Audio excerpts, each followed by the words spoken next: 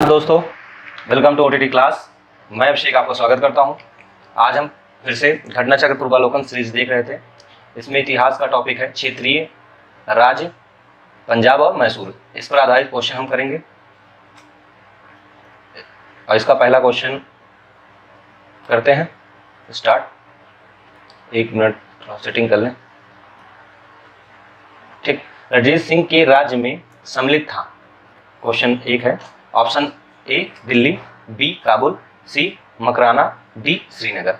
इसका correct option होगा option number D Srinagar, इनके राज्य में सम्मिलित था। दूसरे क्वेश्चन की तरफ बढ़ते हैं। दूसरा क्वेश्चन, रणजीत सिंह के किस मिसल से संबंधित थे? मिसल कौन सा था? ए सुकर चकिया, बी संधावालिया, सी अहलूवालिया, डी रामगढ़िया। दूसरे का करेक्ट ऑप्शन होगा ऑप्शन नंबर ए सुकर चकिया, इनकी मिसल थी। तीसरा क्वेश्चन बढ़ते हैं।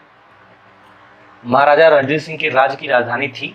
ऑप्शन ए है अमृतसर, बी पटियाला, सी लाहौर, डी कपूरथला। तीसरे का करेक्ट ऑप्शन होगा ऑप्शन नंबर सी लाहौर, इनकी राजधानी थी। चौथे क्वेश्चन की तरफ बढ़ते हैं।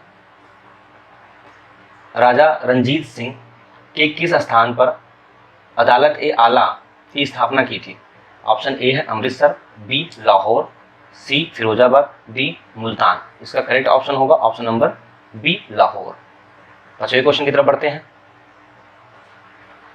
रणजीत सिंह के ने सुप्रसिद्ध कोहिनूर हीरा प्राप्त किया था। ऑप्शन ए शाह सूजा से, बी जमान शाह से, सी दोस्त मोहम्मद से, डी शेर अली से। तो पांचवें का करेक्ट ऑप्शन होगा ऑप्शन नंबर ए शाह सूजा से इन्होंने कोहिनूर हीरा प्राप्त किया था। छठे क्वेश्चन की तरफ बढ़ते हैं। निम्नलिखित में से किसने कहा था ईश्वर की इच्छा थी कि मैं एक सर्वधर्मों को एक निगाह से देखूं, इसलिए उसने दूसरी आंख की रोशनी ले ली। ये कथन किसका था? Option A Maharaja Ranjit Singh, option B Maharaja Sher Singh, C Maharaja Dilip Singh, D उपरोक्त में से कोई नहीं। इसका करेक्ट ऑप्शन होगा option number A Maharaja Ranjit Singh ने कहा था ये इस कथन। सत्ता क्वेश्चन देखते हैं। क्वेश्चन नंबर 7, महाराजा रणजीत सिंह के उत्तराधिकारी थे। Option A Hari Singh Nalwa, B Kharak Singh, C Sher Singh, D Naunihal Singh. सतह का करेक्ट ऑप्शन होगा option number B Kharak Singh, इनके उत्तराधिकारी थे। आठवें क्वेश्चन की तरफ बढ़ते हैं। आठवां क्वेश्चन है, सिख राज का अंतिम राजा कौन था? ए खड़क सिंह, बी शेर सिंह, सी नवनिहाल सिंह, डी दिलीप सिंह। 8 का करेक्ट ऑप्शन होगा option number D Dilip Singh. आगे बढ़ते हैं 9 नंबर क्वेश्चन की तरफ।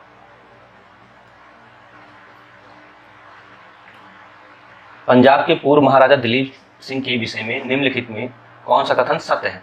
ऑप्शन ए है 23 अक्टूबर 1993 को उनका निधन पेरिस में हुआ, बी ऑप्शन है नासिक में उनकी अंत्येष्टि हुई, सी उन्होंने कभी भी सिख धर्म नहीं छोड़ा, डी वह कभी भी रूस नहीं गए। इसमें सत्य बताना है तो इसका करेक्ट ऑप्शन होगा 9 का ऑप्शन नंबर ए, उनका निधन हुआ था 1893 में पेरिस में, बाकी तीनों जो थे वो असत्य थे। 10वें क्वेश्चन की तरफ बढ़ते हैं। सिख साम्राज्य का अंतिम शासक कौन था? Option A Dilip Singh, B Nanihal Singh, C Ranjit Singh, D Sher Singh. इसका करेक्ट ऑप्शन होगा 10वें का option number A Dilip Singh Sikh साम्राज्य के अंतिम शासक थे। 11वें क्वेश्चन की बढ़ते हैं। पंजाब के विलय के पश्चात पंजाब का शासन करने के लिए निम्नलिखित में से कौन 3% सदस्य का सदस्य नहीं था? जो 3% सदस्य बनाई गई थी उसका सदस्य नहीं था, कौन था? Option A HM Elliot, B sir Henry Lawrence, C John Lawrence, D Robert Montgomery. इसका करेक्ट ऑप्शन होगा 11 का ऑप्शन ए और डी, ये दोनों नहीं थे इसमें। ठीक है, MH इलियट नहीं थे और रॉबर्ट मॉन्टगोमरी नहीं थे। आगे बढ़ते हैं 12वें क्वेश्चन की तरफ। प्रथम आंग्ल मैसूर युद्ध 1766 से 69 में कौन विजयी हुआ?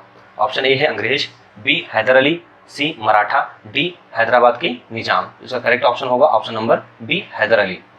प्रथम आंग्ल मैसूर युद्ध जीते थे, दूसरे में हारे थे, उनकी मृत्यु हो गई थी। 13वें क्वेश्चन की बढ़ते हैं।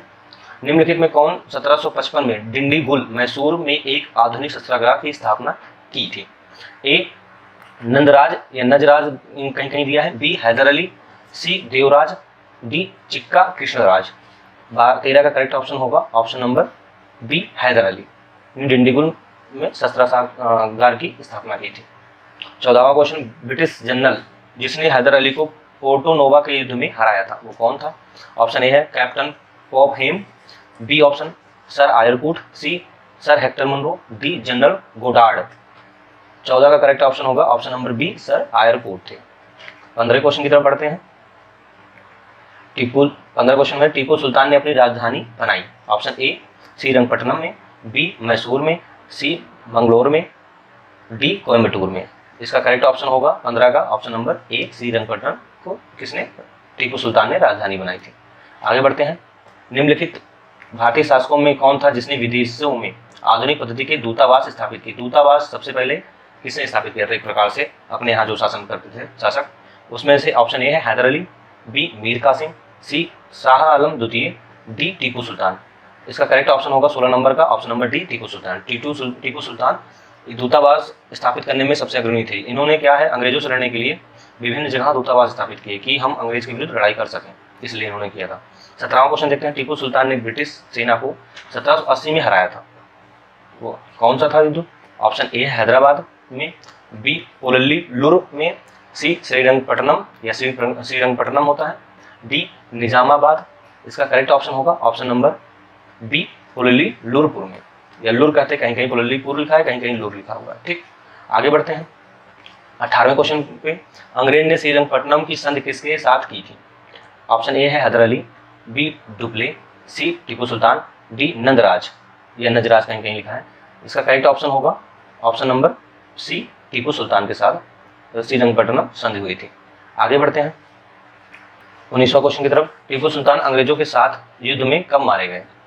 तो ये मारे गए थे चौथे आंग्ल मैसूर युद्ध में। तो ऑप्शन है 1857, बी ऑप्शन 1799, सी 1793, डी 1769। इसका करेक्ट ऑप्शन होगा 19 का बी, 1799 चौथे आंग्ल मैसूर युद्ध में इनकी मृत्यु हुई थी। आगे बढ़ते हैं 20वें क्वेश्चन की तरफ। सम्मिलित कीजिए, मिलान है। ए है प्रथम आंग्ल मैसूर युद्ध, उधर हैदर अली पराजित हुआ था, बी आंग्ल मैसूर युद्ध, फिर सी तृतीय आंग्ल मैसूर युद्ध, डी चतुर्थ आंग्ल मैसूर युद्ध। और इधर लिखा हुआ है दूसरी सूची में हैदर अली पराजित हुआ था, या हैदर अली ने अंग्रेजों को पराजित किया था, टीपू सुल्तान द्वारा युद्ध जीता और अपना भूभाग अंग्रेजों को नहीं दिया। चौथा इसमें जगह पे है टीपू पराजित किया गया और युद्ध में दिवंगत हुआ, मतलब मर गए। तो ये कौन से युद्ध में हुआ था, इसका मिलान करना है। आपका ऑप्शन आ गया होगा, तो 20 का करेक्ट ऑप्शन होगा ऑप्शन नंबर डी, चौथा सम्मिलित है। ठीक, आगे बढ़ते हैं 21वें नंबर क्वेश्चन की तरफ। इसमें सूची 1 है, सूची 2 है, इसको भी मिलान करना है। ए में है इलाहाबाद की संधि, बी में मंगलोर की संधि, सी में सालबाई की संधि, डी में मद्रास की संधि। और इधर 1, 2, 3 दिया है 1782, 1784, 1769 और 1765। इसका मिलान करना है। ऑप्शन आपके सामने है। इसका करेक्ट ऑप्शन होगा ऑप्शन नंबर सी। ठीक है, आगे बढ़ते हैं 22वां क्वेश्चन की तरफ। बेगम मसरू ने एक अति प्रसिद्ध चर्च का निर्माण किया था। इसका करेक्ट इसका ऑप्शन है माउंट आबू में, ऑप्शन बी नैनीताल में, ऑप्शन सी सरधना में, ऑप्शन डी कानपुर में। इसका करेक्ट ऑप्शन होगा 22 का ऑप्शन सी, सरधना में चर्च का निर्माण किया था। आगे बढ़ते हैं 23वें क्वेश्चन की तरफ। इस कथन का सही नहीं है, कौन से कथन सही नहीं, ध्यान दीजिएगा, सही नहीं बताना है। ए ऑप्शन है अली मर्दान खान ने बंगाल में राजस्व पद्धति आरंभ की, बी महाराजा रणजीत सिंह ने लाहौर में तोपों के निर्माण के लिए आधुनिक ढलाई खाने स्थापित किए, सी आमेर के सवाई जयसिंह ने यूक्लिड के रेखागणितों के तत्वों का संस्कृत में अनुवाद कराया, डी मैसूर में टीपू सुल्तान ने श्रृंगेरी मंदिर में देवी शारदा की मूर्ति के निर्माण के लिए धन दिया। तो इसमें कौन सा करेक्ट नहीं है वो बताना है हमको। तो 23 का करेक्ट ऑप्शन होगा ऑप्शन नंबर ए, यही करेक्ट नहीं है, बाकी तीनों स्टेटमेंट सही हैं। आगे बढ़ते हैं 24वें नंबर क्वेश्चन की तरफ। कथन पर विचार कीजिए, निम्नलिखित कथन पर विचार कीजिए। 1 नंबर पे पानीपत के तृतीय युद्ध में अहमद शाह अब्दाली ने इब्राहिम लोदी को पराजित किया। द्वितीय स्टेटमेंट है तृतीय आंग्ल मैसूर युद्ध, टीपू सुल्तान की मृत्यु हुई थी। तृतीय स्टेटमेंट है प्लासी के युद्ध में सिराउद्दौला के पराजय के लिए मीर जाफर ने अंग्रेजों से मिलकर षड्यंत्र रचा। उपरोक्त में से सही कथन का बताना है। ऑप्शन ए है 1, 2, 3, ऑप्शन बी है केवल 3, ऑप्शन सी है 2 और 3, ऑप्शन डी है उपरोक्त में से कोई नहीं। तो 24 का करेक्ट ऑप्शन होगा ऑप्शन नंबर बी, केवल 3 सही है। आगे बढ़ते हैं, ये टॉपिक खत्म हुआ। अगला हमारा टॉपिक है गवर्नर जनरल या गवर्नर या वायसराय। ठीक है, अगर आपको सेशन अच्छा लगा हो तो लाइक कीजिए, सब्सक्राइब कीजिए। जय हिंद, जय भारत।